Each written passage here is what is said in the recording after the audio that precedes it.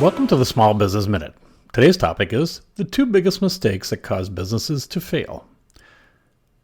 Uncertainty is a constant companion to small business owners, and COVID-19 has only served to increase that anxiety for many. To be sure, some businesses are thriving, but many are struggling.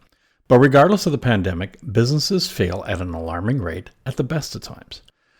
So I've turned this episode of the Small Business Minute over to Dennis Geelen to talk about the 2 biggest mistakes that cause businesses to fail. I know I can relate to some of the signs that should serve as a cautionary warning to owners. But before I turn things over, I just want to share a little about Dennis. Dennis Geelen is the founder of Zero In, whose mission is to help businesses become more customer centric and innovative. Dennis is also the author of the best-selling book, The Zero In Formula. Welcome to the Small Business Minute, Dennis.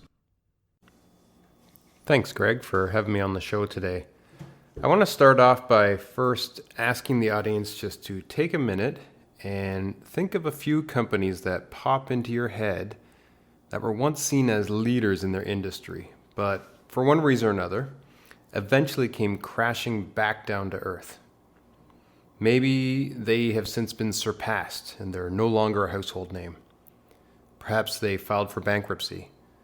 Or maybe you're thinking of a company that was forced to close its doors and shut down for good. When I ask people to go through this exercise, many typical companies pop into their head. Blockbuster, Kodak, Sears. Those are the ones that are among the most notorious that come to people's mind.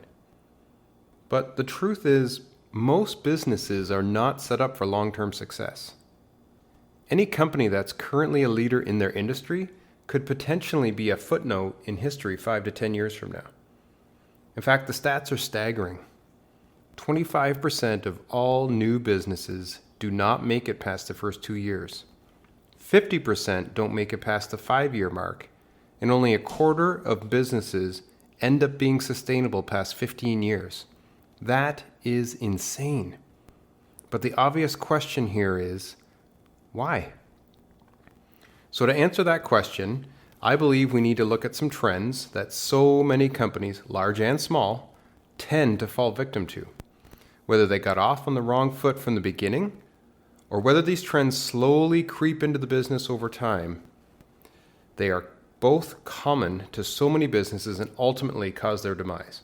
So the first issue, I believe, is that these businesses are, or they become, too inward focused.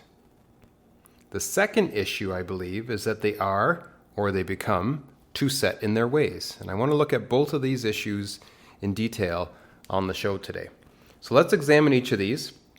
And I'm sure that you're going to be able to see these trends in so many different businesses, maybe even your own. So first, there's the issue of being too inward focused. Let's look at that.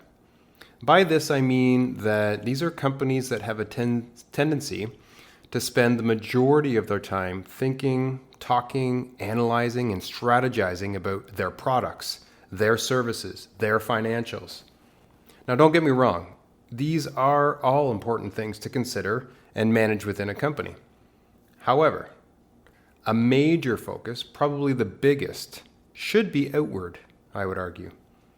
Your customers. Who are they? Why do they purchase our product or service? What value are we adding for them? Why do some choose our competitors and their products and services over ours?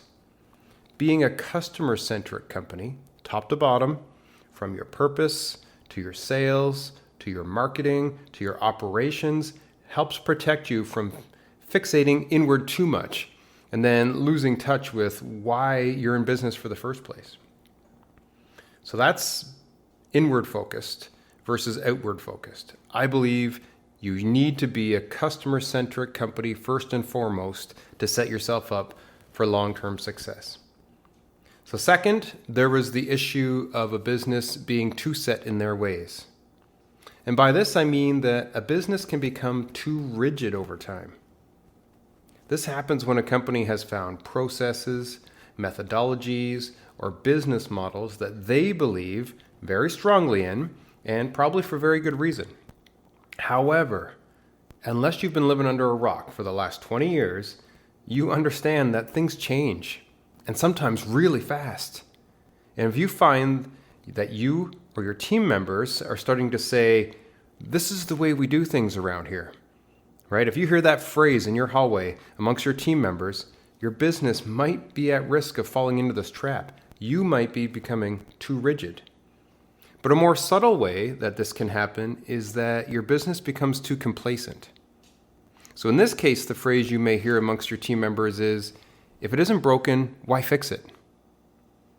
Now, again, I'm not saying that businesses should invoke change just for the sake of change, but you easily run the risk of getting into a complacent comfort zone, and you'll be ill-prepared to be nimble and flexible and open to change when you have to be, when that need arises, when you have to make changes, right? Whether your business is too rigid or too complacent, watch out.